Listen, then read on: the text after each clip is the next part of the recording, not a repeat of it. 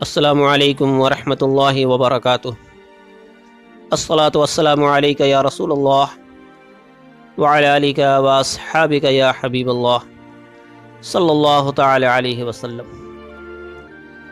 اگر کوئی تم کو صرف اپنی ضرورت کے وقت یاد کرتا ہے تو پریشان مت ہونا، بلکہ فخر کرنا کہ اس کو اندھیروں میں روشنی کی ضرورت ہے اور وہ تم ہو۔ کسی انسان کو دکھ دینا اتنا آسان ہے جتنا سمندر میں پتھر پھینکنا، مگر یہ کوئی نہیں جانتا کہ وہ پتھر کتنی گہرائی میں گیا ہے۔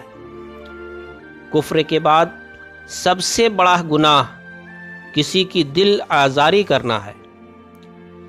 ایک دوسرے سے احادیث بیان کرتے رہو، اگر تم نے ایسا نہ کیا تو حدیث کے آثار مٹ جائیں گے۔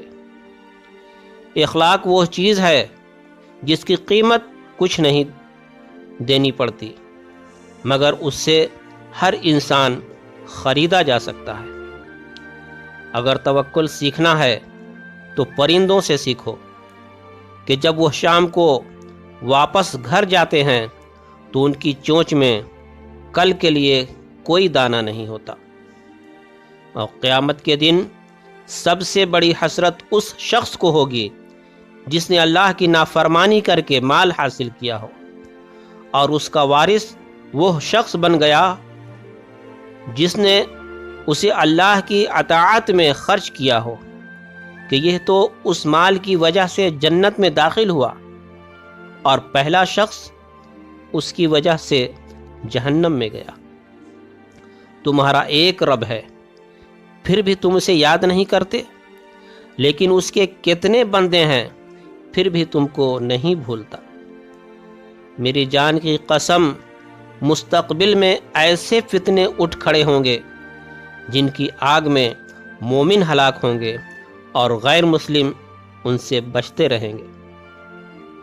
ہمیشہ سچے لوگوں سے دوستی رکھو، کیونکہ وہ اچھے دنوں میں سرمایہ اور برے دنوں میں محافظ ہوتے ہیں۔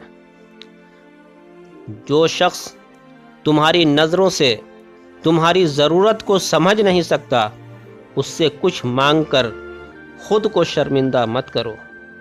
اگر تمہیں یقین ہو جائے کہ تمہارا رزق اللہ ہے تو تم رزق تلاش نہ کرو، اللہ کو تلاش کرو جس کے پاس تمہارا رزق ہے۔ اپنوں کو ہمیشہ اپنے ہونے کا احساس دلاؤ، ورنہ وقت آپ کے اپنوں کو آپ کے بغیر جینا سکھا دے گا۔ اور وہ شخص جو جہاد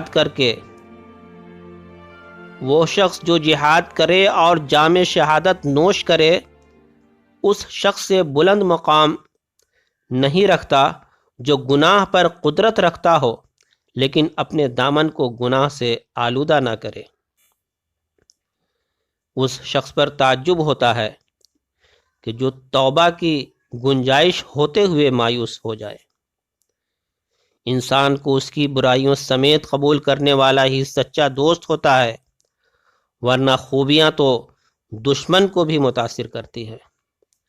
اور اچھا دوست چاہے جتنی بار روٹھے، اسے ہر بار منا لینا چاہیے، کیونکہ تسبیح کے دانے چاہے جتنی بار بکھریں چن لیے جاتے ہیں۔ السلام علیکم ورحمۃ اللہ وبرکاتہ۔